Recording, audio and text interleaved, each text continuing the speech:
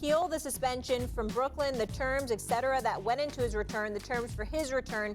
They seem like a lot, and a lot of players expressed discomfort with those terms.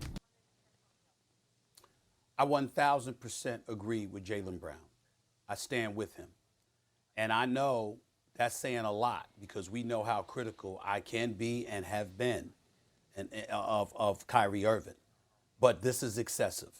The fact of the matter is that right now you're engaging in emasculation based on the reports about how the Nets have a checklist of things that they need Kyrie Irving to do.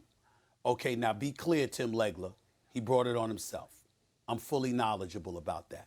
Him putting out a tweet, supporting a film with anti-Semitic tropes and stuff like that was inexcusable. It was insensitive. It was juvenile. It was stupid.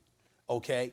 And the kind of heat that he's brought upon himself thus far is self-inflicted and largely, if not entirely, of his own volition. So he deserves it.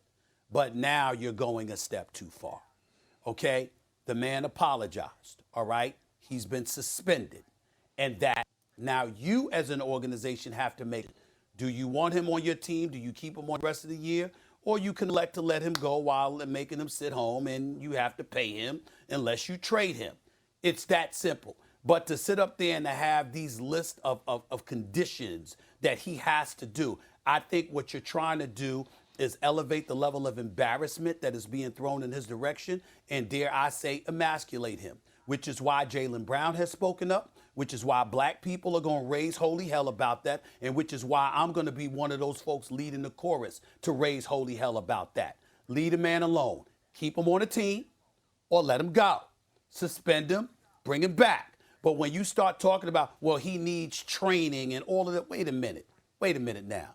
The fact of the matter is he apologized. He acknowledged, albeit a bit too late as far as I'm concerned, he still apologized, acknowledged that he's not anti-Semitic, okay, that he made a mistake in putting the film out there, okay. Of course, when the owner reaches out to you, you should respect this man that's paying you and reach back out to him. Of course, Joe Tsai should demand, we have to meet and have a conversation before I let you back on his team. That is reasonable. That is understandable. But to then try to articulate that he needs to go through sensitivity training and all of this other stuff, now you really digging it in. It's unnecessary. It's uncalled for. If the Anti-Defamation League wants to raise holy hell about that, and they want that, and they request that of Kyrie Irving, that's between them and Kyrie Irving. Last time I recall, Josiah is not Jewish. Josiah is an owner for the Brooklyn Nets. You want him on the team or you don't. But to sit there and highlight and articulate these processes that he must go through, it seems to be a bit pouring on. I don't appreciate it. I don't like it. It's a bit excessive.